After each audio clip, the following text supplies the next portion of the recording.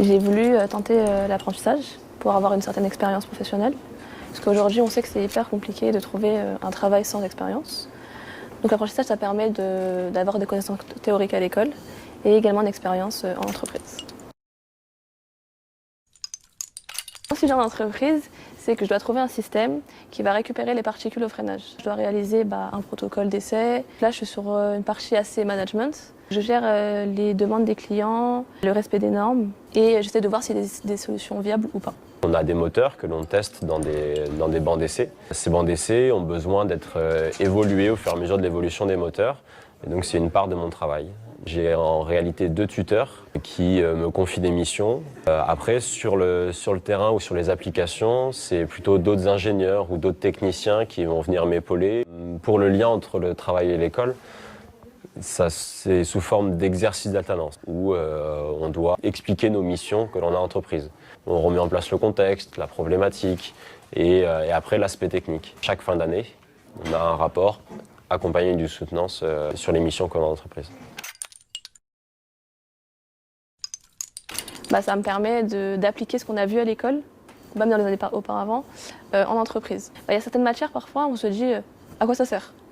Donc après, le fait d'utiliser en entreprise, on se dit ça c'est utile pour ça. La première chose que j'apprends en plus, c'est déjà la vie en entreprise et le savoir travailler. Lors d'un stage, même si c'est 6 mois, on n'apprend pas vraiment à se comporter en entreprise, savoir ce que c'est de travailler toute la journée. Et après, on arrive à faire la différence entre la théorie ou les TP qu'on voit en cours et ce qui se passe réellement. On est sur le terrain directement, il y a des imprévus, il faut aussi gérer les personnes et toutes ces choses-là, on ne les voit pas à l'école.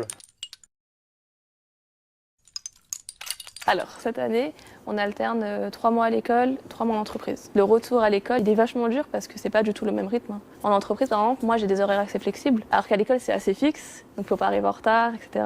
Parfois on a des cours magistraux, du coup on est assis devant le prof à écouter, alors qu'en entreprise c'est très rare qu'on reste, plus de 3 heures assis devant son PC. L'apprentissage est quelque chose de très exigeant. Un jeune va être tantôt en entreprise, tantôt à l'école.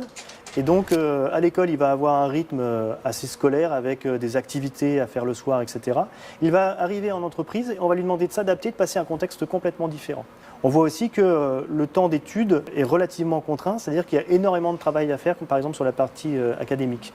Il y a un petit peu moins de temps que pour des étudiants et le programme est le même. En contrepartie, on arrive à avoir des apprentis qui vont développer vraiment des qualités professionnelles et une qualité d'adaptation qui est très très élevée. Des jeunes qui ont fait par exemple 3 ans d'apprentissage au sein de notre école peuvent aller postuler sur des postes d'ingénieurs qui ont 2-3 ans d'expérience. C'est la force de l'apprentissage.